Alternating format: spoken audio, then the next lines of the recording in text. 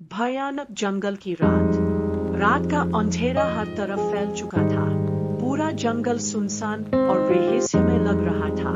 पेड़ों के पत्ते हवा में सरसराते जैसे कोई सरगोशी कर रहा हो। अली और उसके 3 दोस्त कामरान, ज़ेबर और हारिस इस भयानक जंगल में हम रास्ता भटक चुके थे। हमें यहाँ से निकलना होगा, अली ने घबराए हुए कहा। मगर किस तरफ जाए? हर तरफ एक जैसा अंधेरा है। कामरान ने मायूसी से जवाब दिया और बीर ने मोबाइल निकाला, मगर नहीं, काम खत्म हो चुका था। अचानक दूर से किसी के चलने की आहट सुनाई दी। सब दोस्त साकित हो गए। आवाज करीब आती गई और फिर झाड़ियों के पीछे से एक साया नमूदार हुआ। कौन है? हारिस की आवाज कांप रही थी। अचानक काफ एक पुरानी झोंपड़ी के पास रोशनी नजर आई। शायद वहां कोई हो, अली ने कहा। वो चारों एहतियात से झोंपड़ी की तरफ बढ़े। दरवाजा आहिस्ता से खोला तो अंदर एक बूढ़ा शख्स लकड़ी की कुर्सी पर बैठा मिला। इसकी आंखें लाल अंगारों की तरह चमक रही थी। तुम लोग यहाँ क्या कर रहे हो?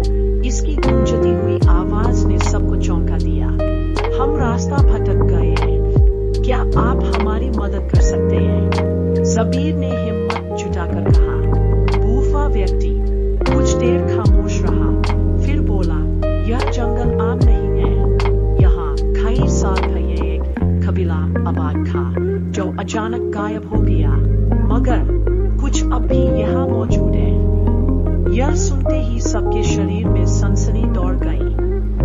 क्या मतलब? कामरान ने कांपती हुई आवाज में पूछा। अगर तुमने रात के 12 बजे के बाद इस जंगल में कदम रखा तो तुम्हें वही मिलेगा जो उनके साथ हुआ। बूफे ने धीरे से कहा और फिर जोर से हंसा। अचानक खिड़की के बाहर किसी के आंगन के दरवाजे पर खींचने की आवाज आई। सबने डर से दरवाजे की तरफ देखा। दरवाजा बजने लगा जैसे कोई जबरदस्ती अंदर आना चाह रहा हो। दौड़ो, बूढ़े ने चिल्लाकर कहा। वह चारों डर से बाहर निकले और अंधेरे में भागने लगे। पेड़ों के पीछे अजीब साए नजर आ रहे थे, जैसे कोई उनका पीछा कर रहा हो। हर तरफ सरगोशियां और हंसी की खौफनाक आवाजें सुनाई दे रही थीं। अली ने मुड़कर देखा। एक खौफनाक साया उनके पीछे लपक रहा था, आंखों में चमक और हाथों में लंबे नुकीले नाखून। तेजी से भागो, हारिस चिल्लाया। वह सब अंधाधुंध दौड़ते रहे, यहाँ तक कि अचानक उनका सामना एक पुराने जंग खाए हुए गेट से हुआ। ज़ेबर ने पूरी ताकत, उसने धक्का दिया और गेट एक जोरदार आवाज के साथ खुल गया। वे सब बाहर कूद गए और अगले ही लम्हे दरवाजा अपने आप बंद हो गया। सबने एक दूसरे की तरफ देखा। जंगल के अंदर अब भी वही रहस्यमय सरगोशियां गूंज रही थी।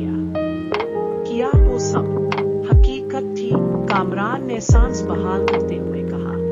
मैं नहीं जानता, मगर मैं इस जंगल में दोबारा कभी कदम नहीं रखूंगा, अली ने जवाब दिया। और फिर दूर जंगल के अंदर एक